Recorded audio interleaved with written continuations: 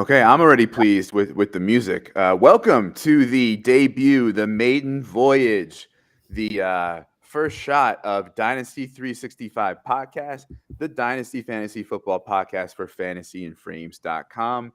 I am Brian Ford, and I'm joined by my co-host Tyler Heil. Tyler, how are you? Wonderful, man. I am very excited to get this underway. Been looking forward to it for a few weeks now and Mm-hmm. go over some Dynasty 101 topics. Right on. And for those of you who don't know, in this particular episode, behind the scenes, running the tech on the streaming platform is the FIF Hefe Jorge, who is also listening to see if we're going to be the two that ruin the brand tonight. So we are going to be your professors for a Dynasty 101 session.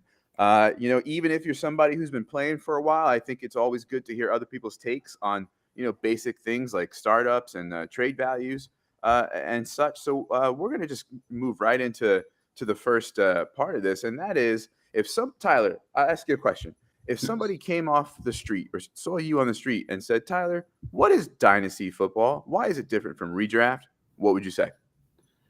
Well, what I would say is that you don't get to restart. You get one shot to start this thing, and you don't restart your team every year. You draft a team one time, and it is your team. It is not a keeper league. Mm-hmm. It is not a redraft league. It is no other league than Dynasty. You draft that team, and that is your team, and you manage it forever. Yeah, and for me too, I think about the idea of, and you said manage it forever year round too, and that's one of the Yes. reasons why, or pretty much the reason why we're calling our podcast Dynasty 365. There is no off season in Dynasty. In fact, some people say there's the point scoring season and the non-point scoring season, and they don't like the O word. So here we are in the O word, talking a little bit more about some basic Dynasty things, and I think. The idea that you can keep the roster from year to year and almost be like a real NFL GM, I think, is attractive to people too, and something that makes it fun, the long term planning and that. So, before we get into that, let's talk a little bit about us. Some people might be tuning in for the first time; they want to know their professors' bios. Tyler, how long have you been playing fantasy, and how long have you been doing Dynasty? Oh, man. I started playing fantasy just when I started in college in 2007. I did not have enough time for any of that in high school because Lord knows we're all busier in high school if you play sports. Mm-hmm. But started playing fantasy in 2007. I just got into Dynasty in the past few years. Mm-hmm. I know it's kind of skyrocketed in popularity. And I started a little slow in it, got into a couple leagues, and then all of a sudden it just took off. I absolutely loved it. My favorite part of the NFL is the roster building strategy, the salary cap management, the contract management, all that good stuff. And when you can play a game that you already very much enjoy in fantasy football, and you can mix in your favorite aspects of real football, then it really just becomes something that you are addicted to. Hmm. So you're the guy who just simulates the seasons in Madden and just does the off-season contracts and stuff, right? I plead the fifth. Okay. All right. Yeah. I've come to this in the last few years too, and also like you, got bit by the bug early on. I had been playing fantasy football for over or just about 20 years, almost 20 years, and before I started Dynasty, which is maybe 3 years ago.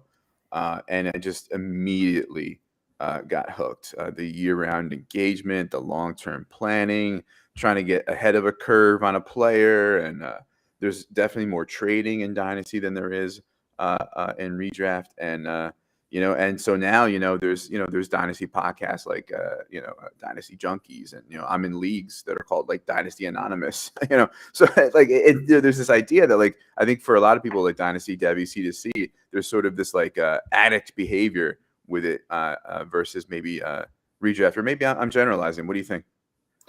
I don't necessarily think you're generalizing. I mean, sure, there are people that play Dynasty that aren't super active. They're not managing their team year round, and that's okay. If they want to consider the O word, as you said earlier, that is okay. You're allowed to have a few months off where you reset and you're not thinking about it. But at the same time, you have to realize that if you're playing to win, there people that are also playing to win are going to be active during that time. For sure. Yeah. So let's talk about dynasty formats and how people play their starting lineups, positions, scoring, that sort of thing. For me, pretty much when I think of like a standard dynasty league, it's 12 team, it's super flex, it's PPR, and it's tight end premium, right? But then as we were talking before, so many of my leagues wind up being that I like to have a few in there that like spice it up a bit. And we can talk about that maybe a little bit. How about you? You seem to be okay with the vanilla of the dynasty. Yes, yeah, I love Superflex and tight end premium. I very much enjoy that. I do have a couple leagues that are just one QB. I don't particularly like that one QB kind of reduces the impact of the quarterback position, which, as we all know, is the most important position in actual football. So, we do some things to increase the impact of the more elite quarterbacks through scoring. You can add points per completion, increase yardage, but yardage totals, make touchdowns worth more, make interceptions worth more, as in less. But, there are ways to manage around it. And I know you have a lot of different leagues, and I'm interested to hear your opinions on all of it. Yeah. My opinion with the largely flex league is it takes a lot of the strategy out of it, because a lot of times you're saying, oh, I really need this running back. I really need an RB2 to actually be competitive. And that, it takes away from it a bit, but I know it also it gives you something different. Yeah, I agree with you that like tweaking the scoring settings and things like that can make an otherwise standard 12 team superflex PPR etc. Different, right? Like I know there's one or two that I'm in that mirror as best they can in the sleeper settings, like the Scott Fishbowl scoring whatever year every year, right? So that's another twist that you can do on it, and but if you want to hear about some of my spicy leagues. You want to hear? Yes, Go for it? Okay. absolutely. So, I don't think any of these are really like outrageous. They're just ways to kind of keep things, for me at least, a little more, have some novel things, some less boring maybe, or like, add something new, like a twist, or like from week to week when I'm setting my lineup, it's like I'm doing it one way for maybe 70% of my leagues. And then it's like, oh, but this thing has that. And kind of keeps me on my toes, I guess. So I don't know. I'm gonna go through a couple, and you tell me what you think of them. Okay. I'd love to hear it. Okay. So I'm going to start out with one that you might like. Okay. I don't have the bylaws memorized in my head here, but it's a salary cap league with inflation of salaries, but your budget doesn't inflate. So we had an auction, and that sort of is the baseline of the salaries. Then there's this rule that like they go up by a certain percentage every year, and you can keep one person you got on waivers, but only if you pay them like top third of the overall salaries or something like that. So it's got a lot of little twists and turns that I think capologists like you might like. So what do you think? It sounds like it would take a solid half hour to read through these things and fully understand it. Absolutely, yeah. Auction is something that to be honest with you, I've never tried. I know some people swear by it. I know some people kind of turn their nose up at snake drafters, but yeah, I enjoy the strategy of that. But I certainly do not dislike the idea of auction. I would love to try it at some point. Right. Yeah, and you bring up something, and this is kind of a pet peeve of mine. Maybe we can do like a whole episode on like dynasty pet peeves. But I think when people speak in absolutes and disregard the other way of doing it, is we'll talk about later trade deadlines, and I think people on both sides of it have these very dismissive and simple absolute arguments, and so when you say I'm an auction drafter and snake is a thing of the past, like I mean, to me, you're just turning off people to trying something, and then But what do you think about that? Yeah, you can't really. It's like anything in life. If you take a hard line stance on something, you're just going to kind of shut a large group of people out. I mean, we've seen that a lot over the past several years, and I try not to do that. I try to be open to different ways of doing things, regardless of what it is, especially in Dynasty Fantasy Football, though. Yeah. Well, we can maybe one day off air talk about all my other hardline stances that I cut people off with that have nothing to do with fantasy football. The next one I want to talk about, we called it the Rookie League, right? So the first year you could only draft 2020 rookies. Then the next year you could draft 2021 rookies. This year we're going to draft 2022 rookies. And as we draft more years, we build out the starting lineup more to reflect, a more normal fantasy football lineup. Like right now, I think we have like 5 flex and a super flex or something like that. But eventually we're going to work up to sort of a regular lineup once we've drafted enough seasons. What say you? Oh, that is very interesting. So you're saying you don't even have people like Ezekiel Elliott available to play in that league? Nope. Patrick Mahomes, who's he? That sounds like a lot of fun. I actually really enjoy that. I mean, it changes the game for sure, because I don't know if you would be trading as much in that league because you don't have as many established people. Yeah. Like you can't go out and buy a Tyreek Hill to try to win right now. Yeah, trades are low volume right now. Yeah. Yeah. No, I love that idea. Okay. This one I think you were talking starting lineup year to year. Yeah, like I think we expanded one position to like another flex, and then when we have enough like people from different positions on our teams, we'll start doing like positional slots, and that's what. Okay. So this one I think you didn't like. It's called the Crazy Flex League. The lineup is just 7 flex spots and 3 super flex spots. You don't like that one? I do not like that one. Like I don't want to go against what I literally just said of trying to be open to everything, but that one sounds a little hard to swallow for me. Okay, why? That's the lack of strategy thing? Yes. Yeah, because I've tried it out before, and so I can't speak to a dynasty league with all flex positions. I tried a few redraft leagues with, I think it was a quarterback spot and then like 7 or 8 flexes, and a couple of them were super flex.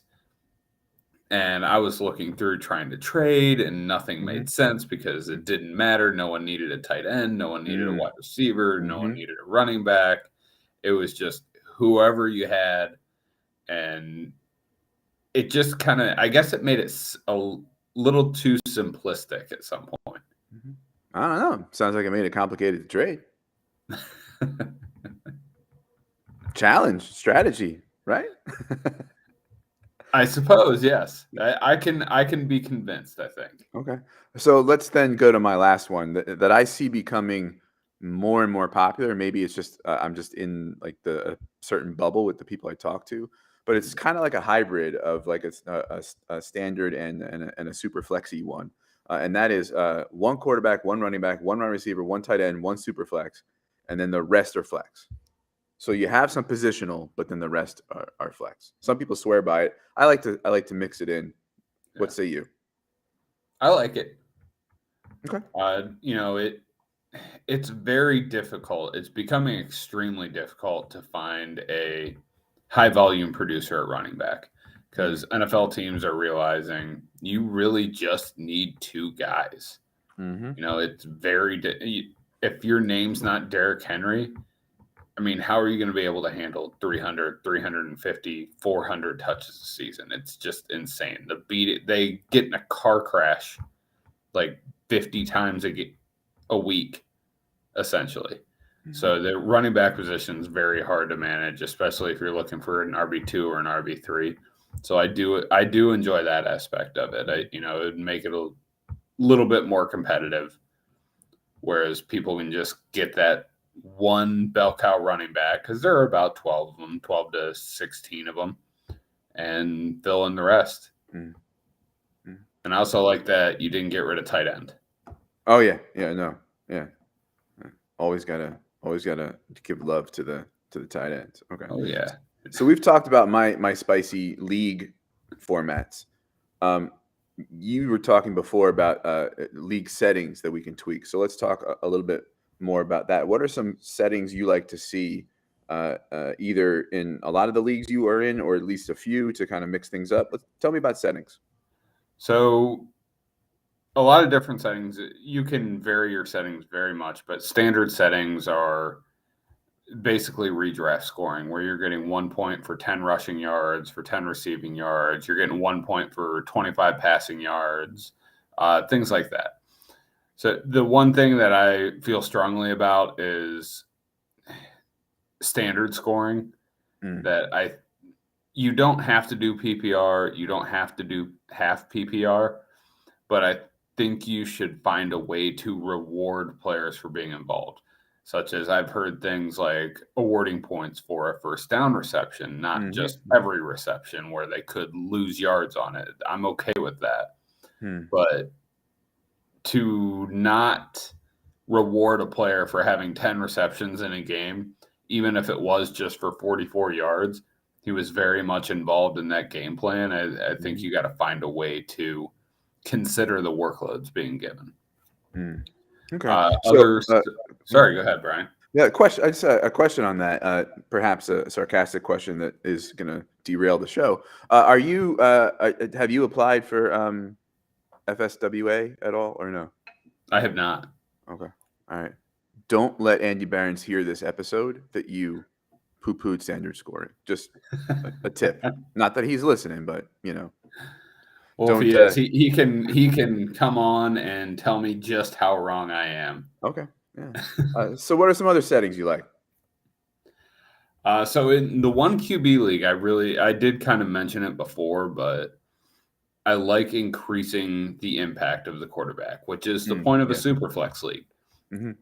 They become far more important, especially the top guys. If you have 2 top 5 quarterbacks, the rest of your roster can be okay, and you can still win in Superflex. If you're looking at 1 QB, you want to increase points for the quarterback, but not just for no reason. The best quarterbacks in the NFL are efficient. They score a lot of touchdowns, and they don't turn the ball over a lot. So you want to make sure you're rewarding efficiency. So yardage, I was looking at it. Joe Burrow and Matt Stafford they were not top 5 in completions at all this year, but they were the 2 most efficient quarterbacks in the NFL. Matt Stafford did 8.1 yards per completion. Joe Burrow had 8.9 yards per completion. So you want to find a way to try to reward that. So if you give them more points for more yards, or more points for a touchdown, because obviously Joe Burrow was throwing a lot of long bomb touchdowns to Jamar Chase. So, go away from the 4-point passing touchdown and go to 6 to increase that value. Okay, I got you. Yeah, I like doing that. I only have I'm in over 30 leagues, and I think I only have maybe 2 1 QB leagues, just to kind of again throw in something new. But I like that okay, it's 1 QB, but put a little more emphasis on that 1 QB. Yes. Okay. Yeah, 'cause the points per game are really close if you look at it. The QB1 only scored 6 more points per game than the QB12 this year in just regular quarterback scoring. Okay. Yeah. I think and that tends to be different from other positions, right? Yes. Yeah. I mean, the high end running backs really differentiate themselves, and same thing with the wide receivers. Really, when you're looking at a guy like Justin Jefferson or a Jamar Chase, who are just going absolutely bonkers. But I mean, their quarterbacks are gonna put up numbers regardless. You can have a bad season and throw for 4,400 yards and 28 touchdowns. All right, so it's time to lay out and plant our flag here, and perhaps lose viewers and listeners. The setting that I think that I've seen that causes the most debate is whether or not you should have a trade deadline in a dynasty league. Okay, we're not going to have much disagreement, so I don't know how entertaining it's going to be. But make your argument that I am going to completely agree with. So I am team no trade deadline. I was not that team about a year ago. I don't know how to say this gently, but you need to be in a league with trustworthy people in order to do this. If you're in a league with strangers or people that play the game in somewhat an underhanded way, which those people exist, hopefully you're trying to minimize your leagues with them. But you want to keep people active throughout the entire year. And if that means that someone who loses a running back in the semifinals really wants to try to win the league this year to get that payout, then they can go to a team that finished 8th and get their running back and give them all kinds of ammo to go and build their team better in the O word. Okay.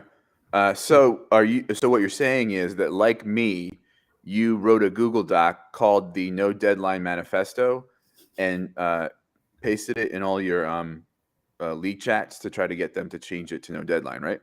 I did not, but I read your manifesto and I very much enjoyed it. Where did you read that? Did I post it on Twitter? Or no, I give it to the Slack? Yeah, you put it in Slack, and I think I actually saw it on Twitter too. Yeah. Okay.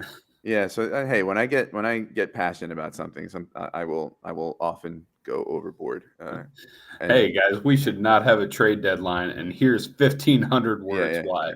So I'll keep my. I mean, you said a lot of the things, so I think I'll simplify it. And the arguments that I hear against it, for the most part, can be grouped into the things will get shady and there'll be collusion, or the other stuff that really bothers me, and that's like the stuff that kind of has no reason to it. Like, it's cheap. The NFL has a deadline. You dance with the ones that brought you. Like, just these sort of like really weird old school slogans. The collusion thing, I think you hit the nail on the head about the people. That problem is not inherent in having no deadline. It's inherent in the managers who you have in your league. Yes. Okay.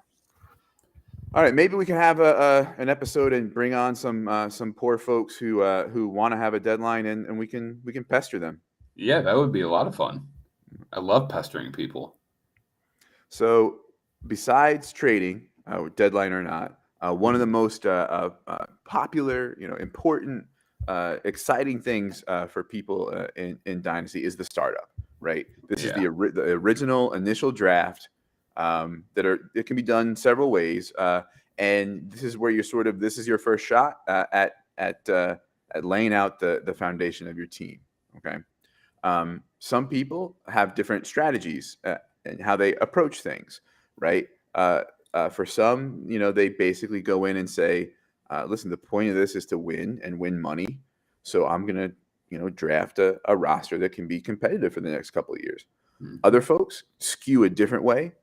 They do sometimes something called productive struggle, which is, has its own sort of set of I don't want to say rules, but mechanisms to it, like trading back a lot, trying to collect next year's first rounders, and that sort of thing. So when you're approaching a startup, right?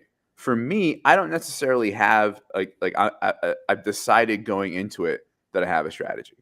I tend to skew kind of ageist, so I think in my startups, I'm looking more for like I wind up with a team that's like going to take hits for a year or two, but has some longer term viability.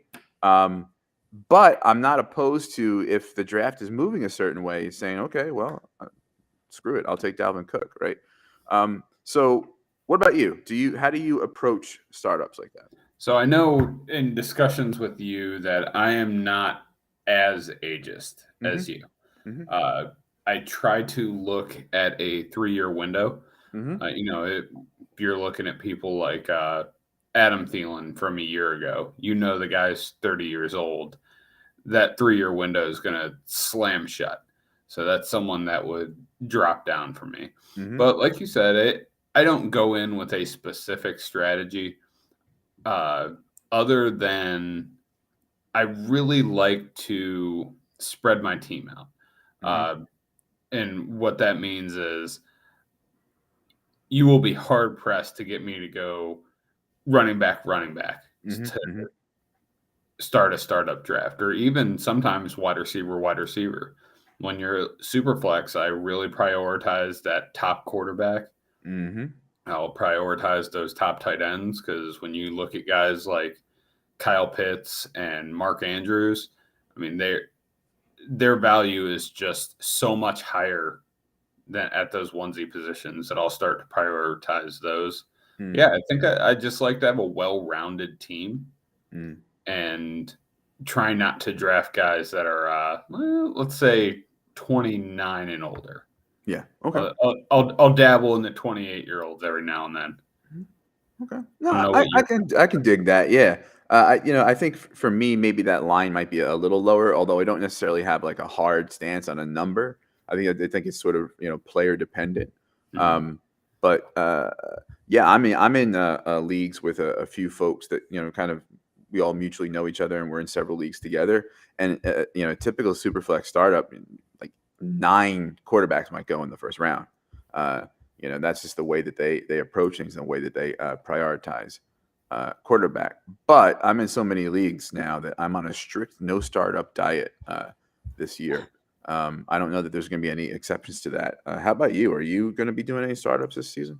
I am hoping so. So yeah, I went the opposite way of you when I started Dynasty, and I was very measured in the leagues that I've joined. Mm-hmm. I'm only in 5 leagues right now. So, and a couple of them I took over as orphans. So I missed out on the joy that is the Dynasty startup draft that can last you a week, 2 week, 3 weeks, Sure, sometimes a month long when you're doing 24-hour clocks. But yeah, I'm definitely going to be joining in some more Dynasty startups this offseason. Yeah. I have to cut down. I cut down going into this season. I'm gonna have to cut down more going into next season. It's unsustainable. What I did was, let me join friggin' everything, and then I'll experiment. Try to go old players here and this there, and what wound up happening was I couldn't put the energy or focus into any one team that it deserved, and it was a mess. So when we get to the advice section of our show, that's probably going to be my number one piece of advice. Yeah, like how do you drop out of leagues? Sometimes people get messy about that stuff, man. I had sometimes people act like you're like killing their kitten. It's another folks just like, okay, cool. Well, we got your money for next year. Enjoy. So yeah. Yep. So besides startups, the most exciting thing sometimes for people in Dynasty, the most interesting thing, the thing that sustains year round, when when the Super Bowl is over and the combine hasn't happened yet and people are twiddling their thumbs, is trading, right? There Yes. tends to be more of a focus on trading in Dynasty. I think some people are like much more like trade ninjas, like they will trade just to trade sometimes. And I think some of them are more confident in that they trade for assets they know they're gonna or they think they can flip later on. And I'm too nervous to trade based on that guarantee, et cetera, et cetera. So there's a lot of different approaches to trading. I have sort of some pet peeve sort of things about being a good trade partner. But before we get into my sort of cranky way of looking at things, what are some tips or strategies or sort of mottos that you have about engaging in trades with people in dynasty leagues? You mean actually engaging, or strategy to make the best trade? Okay, let's say strategy to make the best trade. That's the better way of putting it. Yeah. Mm-hmm. Okay. So making the best trade, I mean, you have to take a step back and realize where your roster is. in comparison to the rest of your league. Mhm. Are you a competitor? Are you someone that should be going for a higher draft slot? When you decide which category you're in, you can start to prioritize players by that. If you're not a competitor and you're not one player away, then trading for that 27-year-old wide receiver is probably not the way you want to go. Mm-hmm. But if you're a competitor and maybe you just won the league and you're trying to go back to back, you know what? If your league has a decent payout, hell yeah, go for it. Yeah. Go trade for Cooper Kupp and go trade a first or more than just a first for Cooper Kupp and try to win that league again. Mm-hmm. But yeah, I mean, you just have to really step back and figure out what category your team falls into and figure out what category other teams fall into. You know, you don't want to be hassling people that have absolutely no business making a trade with you. So that goes into the subject of being a good trade partner. Yeah, for sure. I have there's a lot that I have to say about that sort of thing. Before, and this is maybe a hybrid between strategy and before I start ranting about being a good partner. I'm not a shark. Mm-hmm. I'm too nice. I'm too soft. I try to. I'm not going to try to pull the wool over somebody's eyes or take advantage of them. I am, just not like that. I'm pretty transparent and honest, and I'm definitely not a poker player. Am I being too soft? Am I losing opportunities? I don't know if you're necessarily losing opportunities. You might even be gaining opportunities because people are more willing to deal with you, and Could be, they know yeah. you're not trying to do something to them. Mhm. I wouldn't call myself a shark in trading, but I definitely try to capitalize on value that maybe I see that other people have not seen yet. Yeah, that's fair. Yeah, and I wouldn't call that sharky. I Yeah. just call that sharp. Just end it with a different letter, right? So maybe I should pitch to Jorge that I'm going to write an article with my good trade partner 10 commandments or something like that. As long as we So can Photoshop a picture of your face onto Moses. yes. I'm just going to talk about my number one pet peeve. All right. And that is really bad first offers. Right. And bad to the point also that when I show my disgust for them, people say things like, I had to try, got to start somewhere, shoot your shot. And like, my thing is, no. You didn't have to do that. You didn't have to start at that somewhere. You didn't have to take that shot. And for some people, it's like, oh, it's just a starting point. It opens negotiation. For me, you do that. I think you're a knucklehead. Now you don't counter. I don't want to trade with you. Am I getting too personal and angry about that? To a point. I mean, Okay. I'll see, but at the same time, I'll send a message. I'll see 3 pieces that I want in a trade, and I'll know all 3 of them are too much. I will send an offer, but I'll also send a message of, hey, these are the pieces I'm interested in. I know that the price might be a little too high, but what can we work out? Mm-hmm. Yeah. So maybe you're getting a little too offended, but no, if someone's trying to take advantage of you, that would upset me as well and have me going to get off my lawn rant. Yeah, when you give me something that bad, I think what either you're trying to lowball me or take advantage of me, like you said, or you don't know what the hell you're doing and you're not serious about getting the player anyway. And I don't know. I guess I need to work on my. Maybe that's an episode we can have, Dynasty Serenity. Maybe we can bring in somebody who's like a meditation expert and help me not get so angry at bad trade offers, right? Yeah. Hi everyone. My name is Brian. Hi Brian. Yeah. Yeah. A couple things, about trades that I also try to incorporate are things like responding promptly, within reason. Everybody's got lives. And I think personally, I don't know that anybody owes me this, but I believe that even when you don't counter and you reject something, I say why. Because that can lead to a better offer instead of just declining and saying nothing. And I don't know that everybody practices that, but that's something that I like to do. Do you see a lot of people doing that? Let me ask you a question. Do you do that if someone sends you a bad initial offer? Do you decline and tell them why? Well, yes and no. My original response is like WTF, in some form or another. And then when they respond, then I tell them why it was completely awful. But yeah, well, yeah. No, I do have I'll say I'm guilty of sending some bad offers, but it's more just, it's really one specific person that that I'm in a league with that we butt heads a little bit. So I'll do that every once in a while just to kind of poke the bear. And I have a few leagues where there's probably one or two guys I just can't trade with, not because of that, but we just see values very differently. Like every time we try to line up on a trade, we don't think the same about all the players involved on both sides, and it's going to go nowhere. So I don't even really bother with them anymore. Do you have any guys like that? I actually have someone that I was discussing a trade with today, where I joined a league. I took over an orphan team, and I sent a message to someone and said, "Hey, any interest in Cooper Cup?" And he said, "Yes, I've loved Cooper Cup for a long time." And we went back and forth on several offers, and every single one, it was, "I don't want to give up this guy. I don't want to give up that guy." Like, oh, so you just don't want to make the trade? Like, okay, that's fine. As long as we got there and we understand each other better. Yeah.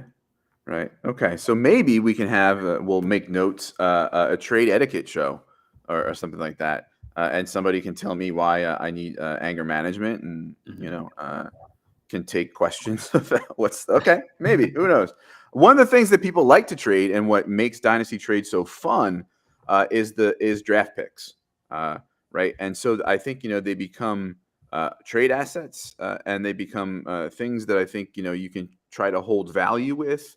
And as the value increases closer to a draft, right? So, for me, I look at things from the perspective of, and I think I'm different from a lot of people. A pick is still a pick. A prospect is still a prospect. Anybody can bust, right? Now, on the other hand, there's picks will increase in value more than players will. Picks don't get hurt, and that sort of thing. But I think that I tend to value individual draft picks probably a little lower than consensus. What say you? Yet another thing we agree on. I had a league where I had 6 2023 first round picks. And I mean, the way people are talking about the 2023 classes, it's going to be the greatest thing of all time. But at the same time, I'm like, you know what? I want to get some players out of this. So I went and made some trades with those picks already for players that I know are already good. So there has to be a solid mix. You want those picks, but it's the same thing as building an NFL roster. You have to supplement with free agency. You have to bring in some guys that are solid players to support the draft picks, which is the base of your roster. Yeah. And I like to think sometimes too about like not just the variety, but like sometimes dynasty is compared to the stock market, right? And sometimes people talk about like their portfolio in dynasty. Like we say things like, I have shares of Derrick Henry, right? And you should diversify your portfolio and things like that. And so when I think about like an asset, like a draft pick, that's something where I can acquire it, have it store value, and then the value goes up closer to the draft, and then you trade it for more than you got it for. You know what I mean? Yeah. But that's another thing too that I'm not great at is like chess, like the 3 moves ahead sort of thing. And I think that comes from the fact that I probably joined too many leagues at first. Yeah, you don't have enough time to stay 3 moves ahead of anyone.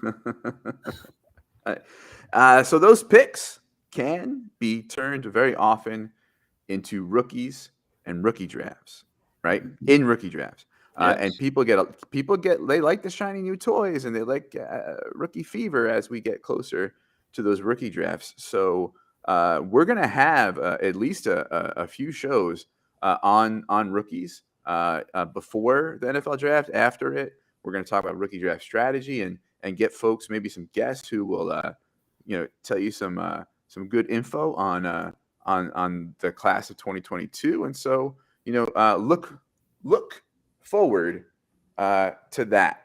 Okay. Yes. And I think that's about it for us as we land the plane here. Real quick before we do plugs and such, one piece of Dynasty advice that you're going to give our 101 students tonight that they can take away and use in their exploits in the Dynasty world. One piece of advice is I think the best thing you can do in the Dynasty world is be an active league participant. Be sure that you want to participate. If you are fence sitting on whether or not you want to do Dynasty, it might not be your time to do it. Be aware of what you're getting into. It doesn't have to be constant work, but at least be available if your league needs to contact you. Just be available, be active, and overall be kind to people in your league. Most of the time you're in a league with strangers.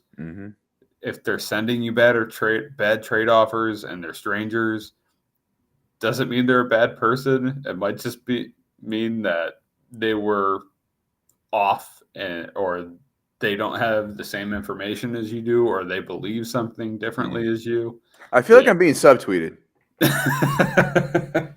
I think my own co-host is calling me out here and throwing some shade. So not subtweeting. No, it's just experience in leagues. It really has. It's really not trying to throw shade at you. It's just experience in leagues with different people. Just be kind to people, and it makes everything a lot more fun. And also, it gives you more opportunities to trade in the future when people actually enjoy talking to you. Okay. My piece of advice is kind of twofold.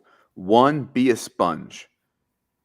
Read Twitter, listen to podcasts, read articles, talk to people who are Dynasty players. And a lot of those podcasts and people on Twitter and stuff like that will have ways you can talk to other Dynasty players through things like a Patreon. Like you join the community, you get info, advice, camaraderie.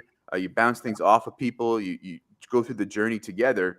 And Fantasy in Frames is going to have a Patreon coming out this summer, so stay tuned for that. Yeah, that's all kinds of good stuff. Yeah, that's just about going to wrap things up for us.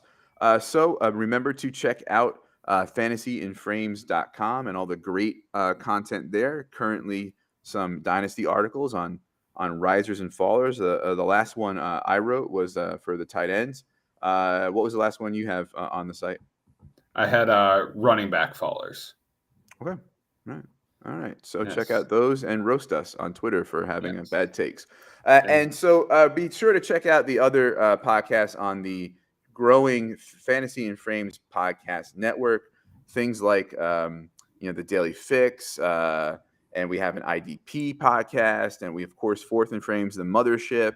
When the season comes around, we're going to be doing live pregame and that sort of thing. You can get all that information by following on Twitter at FIF Pod Network. Speaking of Twitter, where can folks find you to harass you about your Dynasty takes, Tyler?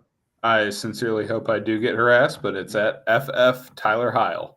All right, and I'm at FF Junkie _, and that's a wrap. Thanks for listening.